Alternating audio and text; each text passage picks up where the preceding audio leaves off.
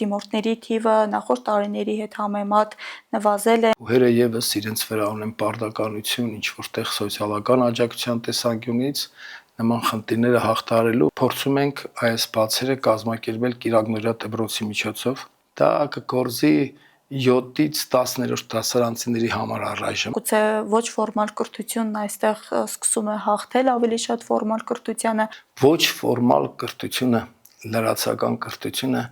երբեք չեն կարող փոխարինել հիմնարար կրթությանը։ Կրթությունը ցկյանս է։ Միայն տեսական գիտելիքը այսօր քիչ է, անհրաժեշտ է նաև դա կարողանալ վերածել գործնական քայլի, այսինքն պիտի հմտություն, կարողություն։ Եվ այդ ամենը տալ նաև լավ եւ բարեկարգ ենթակառուցվածքներում։ Ճահիճի մեջ աճած ծաղիկը հաստատ լավ բուրմունք չի ունենա էլի։ Քոլեջից բու անցում կատարող դիմորդների համար ինչպիսի նոր հնարավորություններ եղան։ Մենք ունենք հստակ ցանկ, այս տարի մեզ տրված է 70 տեղ։ Որքանով է այս համատեքստում կարևոր նաև համագործակցային լինելը։ Եթե մեկուսանում ես եւ ինֆորմացիան է կորում եւ քո անհրաժեշտությունը աշխարհը չի իմանում քո մասին։ Արդյոք շրջանավարտներից շատերը իրենց տեղը աշխատաշուկայում գտել են իրենց մասնագիտական ուղղությամբ։ 70-ից 80% աշխատանք է գտնում։ Իսկ ըստ մասնագիտության մոտ 50-55%-ն է աշխատում, ինչը շատ ուրախալի է։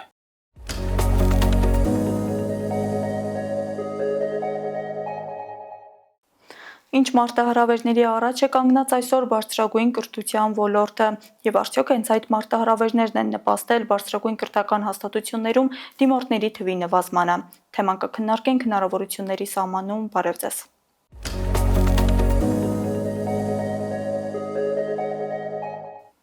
Տաղավարում իմ հյուրը Շիրակի պետական համալսարանի ռեկտոր Երվանդ Սերոբյանն է։ Բարև ձեզ, պարոն Սերոբյան։ Բարև ձեզ։ Շնորհակալ եմ, որ ընդունել եք մեր հրավերը։ Ես եմ շնորհակալ հրավերի համար։ Պարոն Սերոբյան, արդեն ընդունելության հիմնական եւ լրացուցիչ փուլերն ավարտված են։ Շիրակի պետական համալսարանը ընդհանուր Հայաստանի պատկերից զատ ինչ պատկեր ունի եւ դիմորդների թիվը նախորդ տարիների հետ համեմատ նվազել են, աճել են, հանրապետության մասշտաբով գիտենք, որ նվազել են։ Շնորհակալություն, իսկապես մի փոքր այս տարի ունենք եւ դիմորդների թվի եւ ընդունվողների նվազում հանրապետության մասշտաբով 11000-ից մի փոքր քիչ է թիվը ոնց որ Շիրակի պետական համալսարանում նույնպես նման պատկեր կա վերջին 3 տարիներին այս տարին չհաշված մենք կայուն աճ էինք գրանցում թե դիմորդների թե դիմորդների թիվը աճել էր 30%-ով մոտ 25-26%-ով մենք աճ ունենք նաեւ ընդունվողների թվով Այս տարի մի փոքր պակաս է 7-ից 10%-ի չափով եւ դիմորդների թիվն էր պակաս եւ ընդունվողների թիվն էր պակաս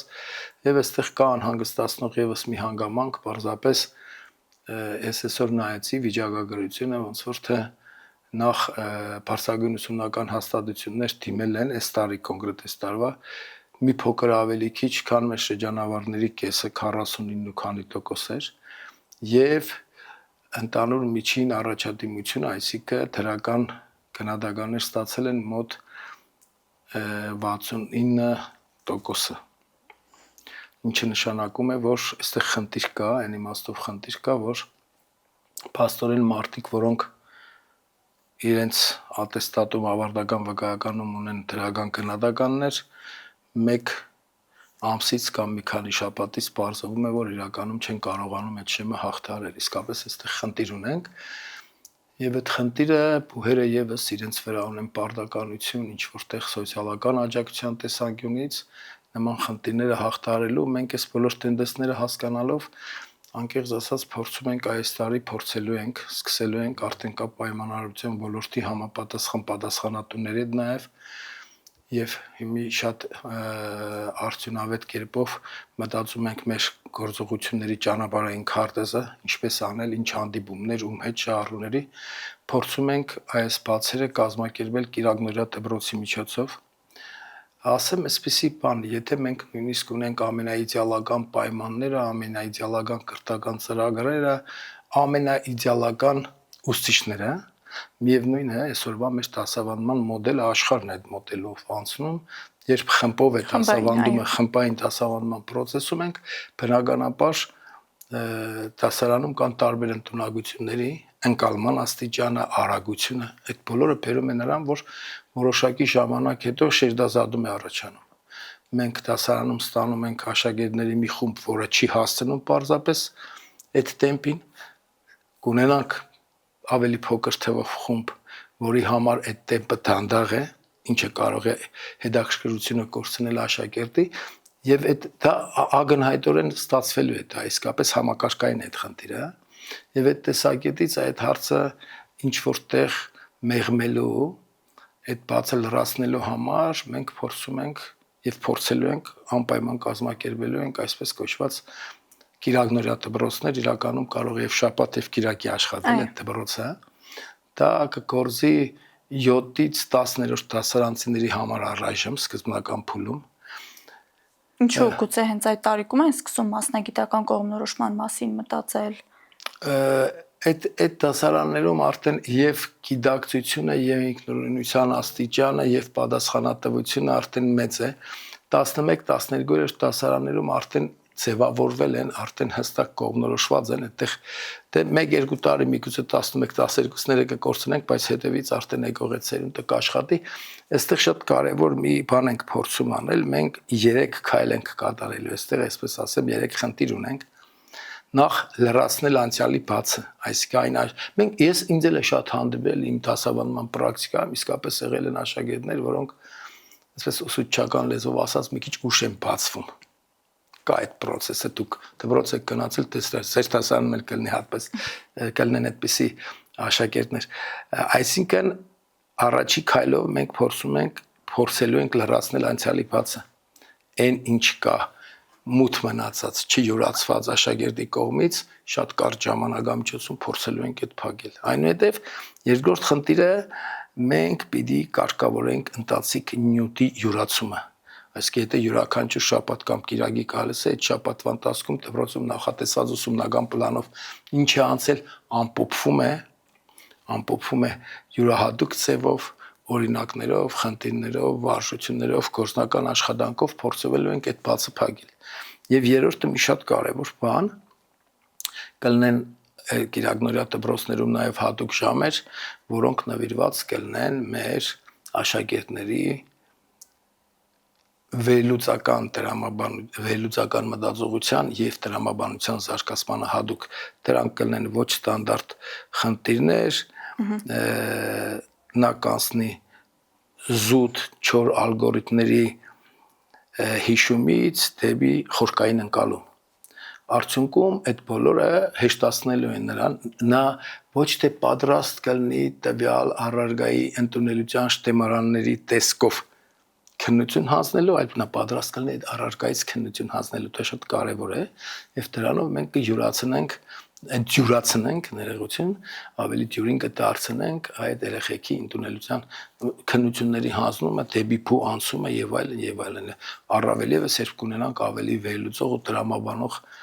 աշակերտներ, այդ իմաստով փորձելու ենք անել եւ ես վստահ եմ, որ չգիտեմ, ներքին համոզում ունեմ, շատ լավ գիտենալով եւ հանրակրթությունը եւ բարձրագույն կրթությունը, որովհետեւ իսկապես մենք հաջողելու ենք։ Ավելին ասեմ, մենք պարզապես եթե պատասխանատվությունից խոսենք, այս իմաստով, այս վիճակը շտկելու իմաստով, մենք կարծես երաշերտ պատասխանատվություն ենք դպրոցականների առաջ, մեր ուսանողների առաջ, ինչը մեր կրթական ծրագրերով ենք իրականացնում, բարելավելով այդ կրթական ծրագրերը, թարմացնելով, շուկայի պահանջներից ելնելով եւ նաև մեր շրջանավարների առաջ։ Ամբողջ հարցը այն է, որ այսօր աշխարհը սարսափելի արագ տեմպերով է փոփոխվում։ Այո, հենց դա էի ուզում հարցնել, արդյոք դպրոցական մարտահրավերներից զատ նաև արագացված աշխարհն է նպաստում, որպեսզի դիմորդների թիվը նվազի, օրինակ երկարաժամկետ կրթության հանդեպ գրավչությունն է նվազում, գուցե ոչ ֆորմալ կրթությունն այստեղ սկսում է հաղթել ավելի շատ ֆորմալ կրթությանը, արդյոք արագացված աշխարհում այս ոչ ֆորմալ կրթությունը ձեզ համար մարտահրավեր չէ։ Շատ ծանր հարց եք տալիս, ասեմ ինչի իմաստով, ինքը շատ բազմաշերտ է։ Ոչ ֆորմալ կրթությունը, լրացական կրթությունը երբեք չեն կարող փոխարինել հիմնարար կրթությանը։ Հիմնարար կրթությունը շատ կարևոր է։ Մեկ ինձ թվում է յուրաքանչյուրս էլ մեր մտքում նշում ենք, թե մեր կրթության մեջ եղած բացերը կամ թրական այն ընդգծված պիկերը պայմանավորված են հանրակրթության մեջ ստացած կրթությամբ։ Բայց տեսեք, կրթությունը շատ հետաքրքիր ձևով է կարգավորված։ Դուք ասում եք երկարատև ուսուցումը, բայց մենք այսօր բոլորս պիտի հասկանանք մի բան։ Կրթությունը ցկյանս է։ Այո։ Չկա ճանապարհ։ Ես այսօր ունենալով բավականին հասուն տարիք ամեն օր ինչ-որ մի բան սովորում եմ։ Ես այսօր կարողանում եմ բավականին հաջող օգտվել արհեստական բանականության տված հնարավորություններից, փորձում եմ օգտվել եւ պարտավոր եմ այդ սովորելու։ Ինչու՞ն է խնդիրը։ Ամեն օր նոր բան է ստեղծվում։ Եվ եթե դու հետ ես մնում դրանից, դու հետ ես մնում չկարտալ, չսովորել, դրա համար մտածել, որ վայ երկարատև է կրթությունը, կարելի է գնալ 5-6 ամսով ինչ-որ դասընթացների ու դառնալ ծրագրավորող, հավատացեք, կդառնանք օպերատոր լավագույն դեպքում։ 5-6 ամիս գնանք լրագրողական դպրոց ու կդառնանք լրագրող, մենք կարող ենք հարց ու պատասխան տվող ստացող դառնալ լավագույնը, բայց ոչ լրագրող, որտեղ լրագրողը պիտի վերլուծի, պիտի ինչ որտեղ կանխատեսի, մնացած ամեն ինչի մասին չխոսեմ։ Այսինքն այդ տեսակետից հիմնարար կրթությունը ես կերկարևորում եմ։ Ոչ ֆորմալ կրթությունը, լրացական կրթությունը, դրանք բոլորը գալու են ժամանակի ընթացքում այս արագ փոփոխվող աշխարհում տեղի ունեցողներին, տեղի ունեցող իրադարձություններին ծանոթացնելու։ Այո, տեսեք, ես որ նոր ասում եի, մեր շրջանավարների մասով մենք ինչ ենք անում։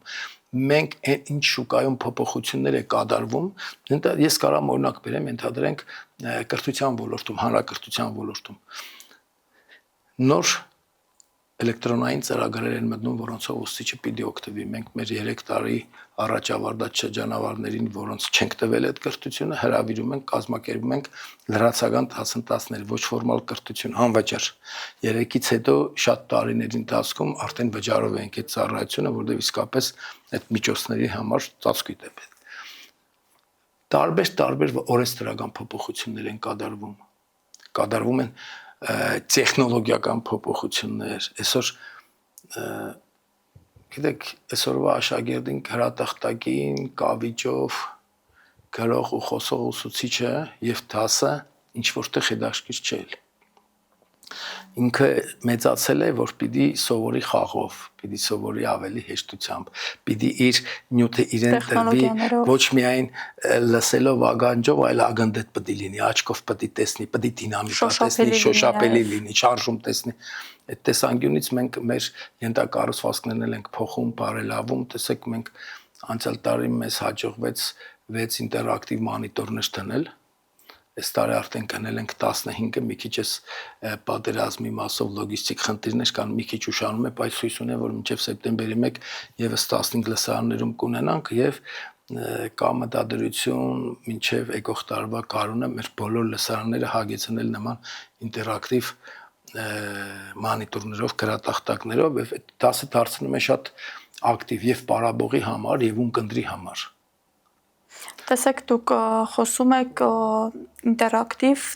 դասապրոցեսի կազմակերպման մասին, խոսում եք օրենսդրական կարգավորումների մասին։ Գիտենք, որ հիմնականում ավագ դպրոցից, քոլեջներից եւս գալիս են բարձրագույն ուսումնական հաստատություններ եւ շատ հաճախ հենց Շիրակի պետական համալսարանի ավագ դպրոցից, տարբեր քոլեջներից, այդտեղից անցում կատարող քոլեջից ու անցում կատարող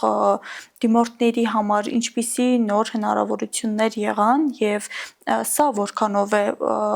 նույնքան խթանիչ դեր, որքան օրինակ տեխնիկական վերազինումը կամ օրենսդրական փոփոխությունները։ Ես պիտի ասեմ, որ միշտ եղել է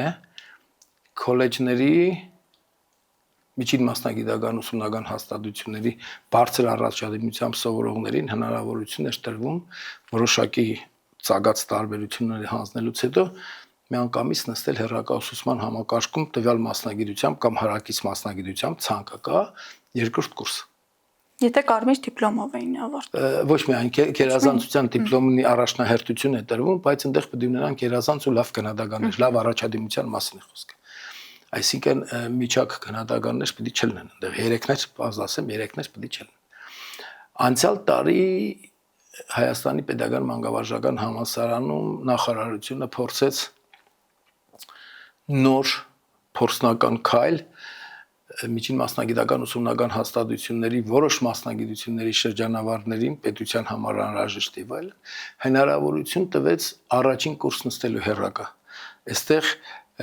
քննադատականների միջին որակական քննադատականի մասով որևէ սահմանափակում չկա պարզապես մրցույթի կարգում առավելություն է տրվում բնականաբար բարձր առաջադիմությանը եւ անցյալ տարի այդ աշխատեց մենք մարզային բուհերի ռեկտորներով դիմեցինք նախարարին Տիկին Անդրեասյանին համապատասխան նամակով, որ փորձում ենք այդ նույնը կատարել, խնդրում ենք հնարավորություն տալ այդ փորձնական ծրագիր իրականացնել նաև մեր բուհերում, խոսքը Շիրակի պետական համալսարանի, Վանաձորի պետական համալսարանի, Գավառի, Գորիսի պետական համալսարանների մասին էր, եւ շնորհակալություն նախարարությանը այդ թույլտվությունը մեզ տրվեց։ Մենք ունենք հստակ ցանկ, այս տարի մեզ տրված է 70 տեղ ոչ ավել ոչ պակաս այդ ցանկը կա մեր հայտարարությունն արդեն եղել է ես ուղղակի մեր հետերային ժամանակը խնայելու համար ցանկը չասեմ բայց շատ մասնագիտությունների գրադարանային գործ սոցիալական աշխատող նախադպրոցական կրթություն զբոսաշրջություն քույրական գործ Դուք ձեր խոսքում նշեցիք պետության համար կարևոր այո այդ ոլորտներից ինքը թույլ է տալիս նստելու այնպիսի մասնագիտություններ, ինչպիսին են հայոց լեզու գրականություն, ռուսերեն գրականություն, պատմություն, հոգեբանություն, կարծեմ էլի բաներ կար, եթե հիմի բաց թողնեմ, ներող կլինեք, անգիր չեմ հիշում եւ այդ համատեքստում ամենաակտուալ ասեմ շատ լավ է դա, գիտեք ինչ բոլոր դեպքերում միջին մասնագիտական ուսումնական հաստատության շրջանավարտը շատ ավելի կողմնորոշված է, շատ ավելի վստահ է իր մասնագիտական ընտրության ճշմարտացիության մեջ։ Աշխարհն էլ ունի այդ կարգը։ Աշխարհում էլ մեծ մասը համալսարան անցնում են քոլեջի ճանապարհով եւ փորձնական եթե աշխատես եւ իսկապես 1-2 տարուց մենք համոզվենք որ դեկատ շրջանավարտների կրթության որակները լավ է, երևի այդ շատ լավ ճանապարհ է նման ճանապարհով տանելու։ Այսինքն այս տարի մեր շրջանավարտները հերրակա ուսուցման համակարգում, որի մասով շուտով հայտարարությունը կլինի, իրենք առանց ընդունելության քննության մրցույթային կարգով, մրցույթի կարգն էլ կա, այդ բոլորը հստակ գրված է, հավաս, եթե մենք կունենանք մեզ հատկացված տեղերից ավելի շատ դիմորդներ այդ մասնագիտությամբ, բնականաբար պիտի մրցույթ անցկացվի, մրցույթի կարգը հստակեցված է, հուսամ, որ մենք լավ ուսանողներ կունենանք, կհամալրեն մեր հերրակա ուսուցման համակարգը Եվ իսկապես պիտի ասեմ, որ միջին մասնագիտական կրթական ուսումնական հաստատություններից եկած այն նախկին լավ առաջադիմությամբ ուսանողները, որոնք երկրորդ կուրս էին նստում, նաև լավ առաջադիմություն էին ցուցաբերում, իսկապես այդտեղ լավն էր իրավիճակը, այդտեղ լավ իրավիճակ ունեինք։ Այսինքն այդ տեսանկյունից իսկ ավակ դպրոցի մասով ասացի, այսօր ոչ մեր համալսարաններից շատերը ունեն իրենց ավակ դպրոցները, վարժանները, բայց ընդունելության միասնական քննությունների համակարգը ոչ մի առավելություն չի տալիս նրանք պիտի անպայման անցնեն միասնական ընդունելության քննություններով պարզապես մենք պատրաստվում ենք որոշակի զեղչերի մեր զեղչերի համակարգում մենք ունենք զեղչերի համակարգ ինչպես պետությունն է տալիս որոշակի զեղչեր կամ կրթաթոշակներ որոշակի կատեգորիաների նույն ձևի Շիրակի պետական համալսարանը ինչպես նաև Հայաստանի բոլոր բուհերը ունեն զեղչային համակարգ որով որոշակի զեղչեր է տրամադրում մենք յուրաքանչյուր տարի 25-ից 30 միլիոն դրամի չափով մեր ուսանողների վարձերը զեղչում ենք կա կարգ գիտխորհրդի կողմից ընդունված ես պատրաստվում եմ երկու առաջարկով հանդես գալու մեր առաջիկա գիտխորհրդում որովհետեւ մեր ավակ դպրոցի շրջանավարտները առաջին տարում ունենան զեղչ անպայման ամբողջ տարվա ընթացքում եւ Եվս մեկ կատեգորիա ենք ուզում զեղչել, մենք վերականգնելու ենք մեր օլիմպիադաները, դպրոցականների, բայց դա լինելու է մարզային մասշտաբով, այստեղ մի քիչ նշություններ կան, ոչ հանրապետական, եթե անհրաժեշտություն կա, կասեմ, եւ մարզային օլիմպիադայի արդյունքում այդ օլիմպիադաների առարգական օլիմպիադաների հաղթողները եւս դա առաջարկ է լինելու, ես հուսամ, որ գիտխորհուրդը հաստատ ինձ այդ տեսանկյունից չի մերժի իմ առաջարկը կընդունի Այսինքն կարևոր է նաև մրցակցային մթնոլորտի ձևավորումը եւ մրցակցային մթնոլորտի ձևավորումն է եւ որակյալ ուսանողություն ունենալու խնդիրն է, որովհետեւ սովորաբար պրակտիկան ցույց է տալիս, որ բարձր քննադատականներով, կայուն գիտելիքներով ընդունված ուսանողները նաեւ շատ լավ առաջադիմություն են դրսևորում, այդ շատ կարեւոր է։ Տեսեք, հիմա ուզում ենք օլիմպիադաներ անցկացնել, այդ օլիմպիադայի առաջին, երկրորդ, երրորդ կարգի մրցանակակիրները, եթե կգան Շիրակի պետական համալսարան, անպայման առաջին կուրսում զեղչ են ստանալու, համապատասխան չափով կլինի։ Իհարկե, իսկ քանի որ արդեն երկրորդ կուրսից աշխատում է ռոտացիոն համակարգը, եթե կտեսնեմ, որ այն բարձր առաջադիմություն, ուրեմն կունենան։ Այստեղ մենք կարևորում ենք նաև շատ կուզենայի այդտեղ հատկապես ակտիվացնել ՊՏՃ մեղությունը, որովհետև պետությունը այդտեղ լուրջ ֆինանսներ է ներդրել, դուք գիտեք, ՊՏՃ մասնագիտություններով մեր յուրաքանչյուր ուսանող անկախ ուսուցման վճարովի թե անվճար համակարգում է, այսպես ասեմ, լեզվով, այդտեղ ստանում է առաջին կուրսում ստանում է ամսեգան առանց հարգման 70,000 դրամ կրտաթոշակ ամբողջ տարվա կդրվածքով, իսկ երբ երկրորդ կուրսից բարձր առաջադիմություն են դրսևորում, ապա այդ կարող է նաև 77,000-ի վերածվել, անկախ նրանից, որ համակարգում է սովորում, բայց մագիստրատուրայում ոնց որ այս ծրագիրը առայժմ լավ է աշխատում, բայց բակալավրիատում դեռ խնդիր ունենք, ցավոք սրտի, չնայած ուրախալի, օրինակ մաթեմատիկա մասնագիտությամբ վերջին 3 տարում ես նայել եմ թվերը, մենք կայուն աճ ենք գրանցել եւ այս տարի մեր հայտարարած 10 տեղն էլ ամբողջությամբ լրացվել է, ոչ մի թափուր տեղ չունենք մաթեմատիկայի բաժնում։ Ես հույս եմ, որ նման դինամիկա կգրանցվի նաեւ կենսաբանություն, աշխարհագրություն, այդտեղ խնդիր ունենք դեռ, ցավում եմ, բայց մեր ֆիզիկան ու քիմիան դեռ մնում է չհայտարարված վիճակում, մենք տեղեր չենք հայտարարում, որտեղ ուսանողներ իսկապես դիմորդներ չկան, այդ խնդիրները կան եւ մեր ամառային դպրոցը ինչ որտեղ նաեւ հենց դրան է ուղղված, գիտեք, շատ աշակերտներ կան, որոնք եւ թվարկածս պատճառներով եւ ինչ-ինչ պատճառներով օբյեկտիվ, սուբյեկտիվ չեն կարողանում իրենց բացահայտել այս ամառային դպրոցը պիտի դուք սկզբից ասիք մասնագիտական կողմնորոշում, այո, ամառային դպրոցը ավելի շատ ոչ թե մասնագիտական կողմնորոշում, այլ երեխի համար, աշակերտի համար պիտի բացահայտի այն ուղղությունը, որում ինքը կարող է արժեք ստեղծել։ Դա կարող է լինել հումանիտար գիտությունների ուղղությամբ, սոցիալական գիտությունների ուղղությամբ, բնագիտական, բնագիտամաթեմատիկական։ Պետք է աշակերտը հասկանա, որ ինքը այդտեղ կարող է ստեղծել ինչ որ բան, ինքը այդտեղ կարող է հաջողության հասնել։ Ցանկացած ոլորտում, երբ մարդը հասկանում է, որ դա լինի պարզ արհեստից մինչև ամենաբարձր արվեստը, գիտությունը, եթե մարդը հասկանում է, որ դա իրենն է, ինքը հաստատ եւ ոգևորություն կունենա, եւ նվիրում կունենա, եւ ջանք ու եռանդ կթափի, ու այդտեղ իսկ ամեն մի հաջողված քայլը մարդն այդպեսին է։ Բերում է ավելի մեծ ոգևորության, ավելի մեծ եռանդի, ես անկեղծ ասած շփվելով աշակերտների ուսանողների, դե ամեն օր համոզվում եմ դրանում, որ այդպես է։ Բավական է փոքր հաջողություն, այդ կայծն է, որը կարծես շարժիչը դնում է աշխատանքի մեջ, մարդը սկսում է ոգևորվել։ Տեսեք, դուք ունեք մարտահրավերների շուրջ ձեր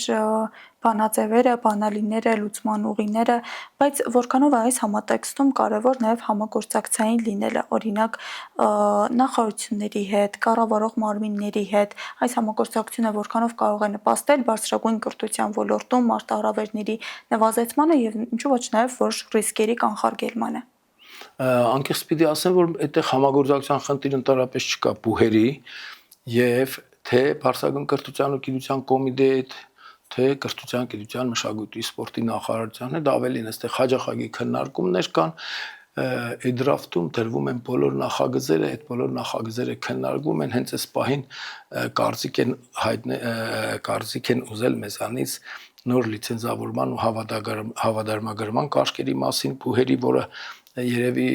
մոդաբագայում ազգային ժողովում կքննարկվի, կընդունվեն այդ կարգավորումները, այստեղ ընդհանրապես խնդիր չկա, բուհերի ռեկտորների խորհրդի նիստեր են տեղի ունենում, մենք անմիջականորեն կամ կաբի միջոցով անընդհատ շփման մեջ ենք, տեղյակ ենք ինչ է կատարվում ոլորտում, նախարարի հետ են հաճախ լինում ռեկտորների հանդիպումներ, այնպես որ այստեղ ցանկացած պահի հանդիպում նախարարի, փոխնախարարի ոլորտային մենք խնդիր չունենք, իհարկե այդ քննարկումները լինում են անկաշկանդ, մարդիկ կարող են իրենց կարծիքը հայտնել, գիտեք, պարտադիր չի, որ յուրաքանչյուրից հայտնած կարծիքը վերջիվերջո վերաձևակերպվի որպես որոշում, բայց այդ քննարկման արդյունքում ծնվում են շատ կարևոր որոշումներ, այո, իսկապես լինում են, որ նախագծի մեջ լուրջ փոփոխություններ են կատարվում կամ էլ առաջարկ ընդունվում է, այդ իմաստով իհարկե համագործակցությունը, տեսեք, այդ համագործակցության, ինչի նախարարության վերադասի հետ մենք շատ լավ համագործակցում ենք մեր գործատուների հետ։ Մեր գործատուների կարծիքը մեզ համար շատ կարևոր է։ Յուրաքանչյուր պրակտիկայից հետո երբ ժամանակս հերիքում է, ես հաջիկով եմ անձամբ եմ հանդիպում, եթե ոչ մեր համապատասխան ոլորտի մասնագետները հանդիպում են մեր գործատուների հետ մեր գործատուներն ընդգրկված են կրթական ծրագրերի մասնագիտական հանձնաժողովներում, մեր կրթական ծրագրեր են ձևավորում ֆակուլտետային խորհուրդներում եւ տեսեք հանդիպումներից մեկի ժամանակ շատ կարեւոր հարցեր բարձրացում խոսքի մշակույթի մասին ուսուցչի եւ այլն տարբեր հարցեր կան, որոնք մենք փորձում ենք մեր ուսումնական նյութի ծրագրային սահմաններում կատարել փոփոխություններ, կատարել շտկումներ, այսինքն երբ խոսում եմ ես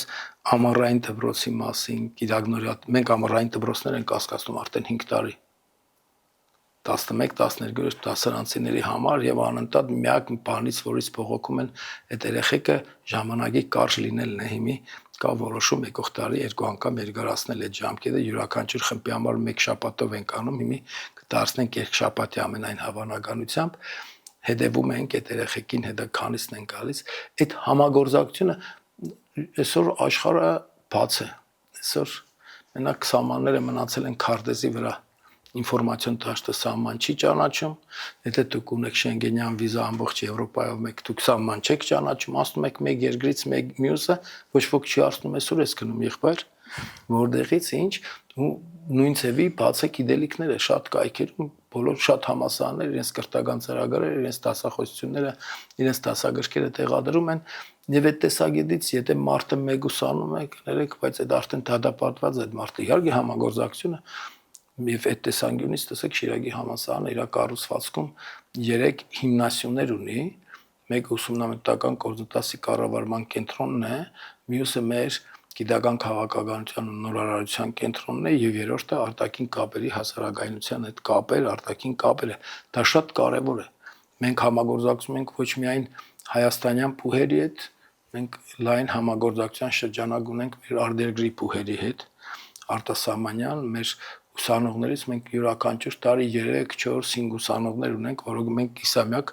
ուսանող բակալավրիատում, ուսանող մագիստրատուրայում կամ հետազոտողի կրթական ծրագրով, որոնք մեկ ուսումնական կիսամյակ ուսումնառում են արտասահմանյան երկրներում, դա Իսպանիայի, Ռումինիայի, Պորտուգալիայի համալսարաններն են։ Հիմա փորձում ենք մեր հոգաբարձուների խորհրդի անդամներից մեկի օգնությամբ Ալիկ Տերմինասյանի օգնությամբ Ալեքսանդր Տերմինասյանի, որը մեր լավ բարեկամն է, մեր հոգաբարձուների խորհրդի անդամ, այժմ գործնական գրագրության մեջ ենք Գերմանիայի Հալեի համալսարանի հետ, այնտեղ իրենք ունեն հայագիտական կենտրոն, փորձում ենք նրանց հետ համագործակցել ու տարբեր համալսարաններ առանց համագործակցության, եթե մեկ ուսանում ես եւ ինֆորմացիան է կորում եւ քո անհրաժեշտությունը աշխարհը չի իմանում քո մասին, առանց դրա անհնար է աշխատելը։ Դուք նշեցիք ձեր խոսքում գործատուների հետ կապի կարևորության մասին, եթե անդրադառնանք արդեն շրջանավարտներին, գործատուների մասշտաբով պատկերն ինչպիսին է, արդյոք շրջանավարտներից շատերը իրենց տեղը աշխատաշուկայում գտել են իրենց մասնագիտական ուղղությամբ։ Մենք յուրաքանչյուր տարի հետազոտություն ենք կատարում, թե մեր շրջանավարտների քանի տոկոսն է աշխատում, ընդ որում մենք նայում ենք քանի տոկոսն է աշխատանք գտել եւ քանի տոկոսն է աշխատում ըստ մասնագիտության։ Եթե վերջին 3 տարիների միջին ասվածով ասեմ, 70-ից 80%-ը աշխատանք է գտնում։ Իսկ ըստ մասնագիտության մոտ 50-55%-ն է աշխատում, ինչը շատ ուրախալի է։ Տեսեք, այդ մեր հիմնական բրենդներից մեկը կրթական ոլորտի մասնագետներ, ուսուցիչներ պատրաստելն է եւ այսօր հանրակրթության ոլորտում երբ տեղի են ունենում լուրջ փոփոխություններ, այդ թվում նաեւ աշխատավարձի մասով, կա հետաքրքրություն, երիտասարդները գնում են դեպի դպրոց եւ իհարկե կայուն գիտելիք ունենալու պարագայում եւ կամավոր ատեստավորումն անցնելու պարագայում կարող են իսկապես լուրջ աշխատավարձ ստանալ այնտեղ, այնպես որ իհարկե ուսումնասիրում ենք, դա շատ կարեւոր է ուսումնական պլանների փոփոխության տեսակետից, դուք պատկերացնում եք մենք գործատուների հետ չենք համագործակցում, չենք նայում ինչ փոփոխություններ կան օրենսդրական դաշտում, տեղեկատվական դաշտում, տեխնոլոգիական ինչպիսի փոփոխություններ են տեղի ունենում ու մենք թողարկում ենք մասնագետներ, որոնք պարզվում է գնում են, հասնում են այդ աշխատանքային միջավայր, այնտեղ պարզվում է, որ իրենց գիտելիքների, ունեցած գիտելիքների արդյունքում նրանք որևէ գործնական հմտություն կամ կարողություն դրսևորել չեն կարող։ այդ տեսակետին մենք ուշադրություն ենք դարձնում նաև իսկապես գործնական հմտություն ու կարողություն ունենալու հանգամանքին մեր պրակտիկաներն ենք ուսումնական պլանով շատացրել 4-րդ կուրսում մեկ շաբաթ երկարացրել ենք փորձում ենք գործնական աշխատանքներին շատ ուշադրություն դարձնել որոշ մասնագիտություններով մենք ունենք աշխատանք համատեղ ուսուցման հետ ծրագիր ես հիմի սպասում եմ սոցիալնախարարությունից միասնական սոցիալական ծառայությունից նամակ ենք ուղարկել պայմանավորվածություն կա պարոն Պապիկյանի հետ պայմանավորվենք որ 8 ուսանողներ պիտի եւ ամառվա ընթացքում եւ ուսումնական process-ում դասերից դուրս իրենց մոտ անընդհատ գնան կամավորության սկզբունքով փորձեն աշխատել անցնել տարբեր ցիկլեր մենք ունենք ծրագրեր 2-3 տարի դա բանկերի հետ աշխատեց նու բանկերը մի քիչ ավելի հարուստ են եւ աշխատավարձ էին տալիս նույնիսկ այդ երեխեքին հա այնպես որ այդ բոլորը շատ կարեւոր է միայն տեսական գիտելիքը այսօր քիչ է անհրաժեշտ է նաեւ դա կարողանալ վերածել գործնական քայլի այսինքն պիտի հմտություն կարողություն Եվ այդ ամենը տալ նաև լավ եւ բարեկարգ ենթակառուցվածքներում։ Իհարկե, դուք շատ կարող եք մի քիչ տհաճ ճահիճի մեջ աճած ծաղիկը հաստատ լավ բուրմունք չի ունենա էլի։ Մենք վատ ենթակառուցվածքներ եթե կունենանք, այդ վատ հետակառուցվածքների պայմաններում դու չես կարողանա ձևավորել ճաշակ, դու չես կարողանա ձևավորել կարգապահություն, դու չես կարողանա նվիրվածություն քո ալմա մատերին, քո աշխատավայրին։ Տեսեք, մենք այս տարի մենք շատ լավ դահլիճ ունենք, բոլորը գիտեն, բայց մեր դահլիճում այն ժամանակ, երբ այդ դահլիճը վերանորոգվել էր,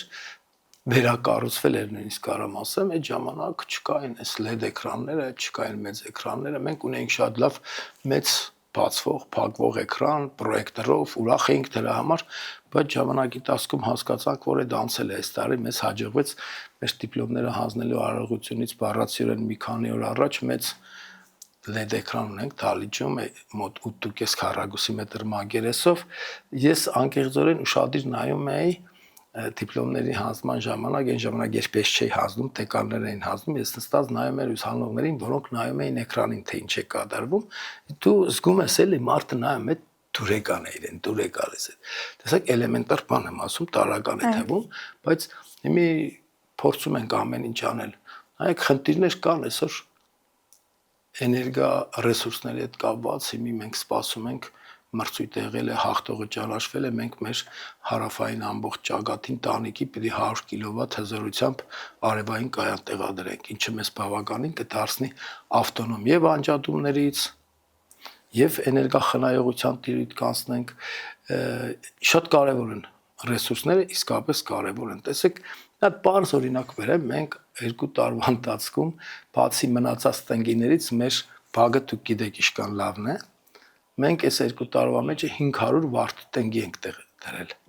Այս տարվա դրածներին ես ամեն օր նայում եմ, հիմի այդ 250 թփի վրա մոտ 1200 վարդ կա բացված։ Հիմի գալիս են ուսանողները, մեր ուսանողները, որոնք արձակուրդում են, ես նկատել եմ, հաճախ գալիս են նկարվում են իրիկունները, զբոսնում են, փորձում ենք բաց պահել հնարավորինս, որ մեր այդ անի թաղամասի բնակչությունն այնտեղ հաճախ գալիս են երիտասարդ մայրիկներ։ Տեսեք, այդ միջավայր է։ Այդ խոսում է համալսարանի գոյության մասին, համալսարանի կարևորության մասին, որովհետև մենք միշտ մտածում ենք, որ մենք մենակ կրթությամբ ու գիտությամբ զբաղվելու վայր չենք։ Իրականում համալսարանները քաղաքներում պիտի ձևավորեն ճաշակ, պիտի ձևավորեն որոշակի արժե համակարգ, այդ շատ կարևոր է։ Ես հիշում եմ շատ վաղուց մենք զրուցում էինք մեր նախկին քաղաքապետ Միքայել Վարդանյանի հետ մի անգամ ու ասաց թե սկզբից երբ մանկավարժական ինստիտուտ էին ժամանակ, հա տեղափոխվեց 58 թաղամաս, ես մտածում էի ոնց կլինի, բայց հետո 1-2-3 տարի հետո մենք զգացինք, որ թաղամասում բան փոխվեց։ Թաղամասը երիտասարդացավ, մտածողությունը փոխվեց, շարժուձևը փոխվեց, իհարկե։ Համալսարանները պետք է լինեն նաև թելադրող, չէ՞ որ այնտեղ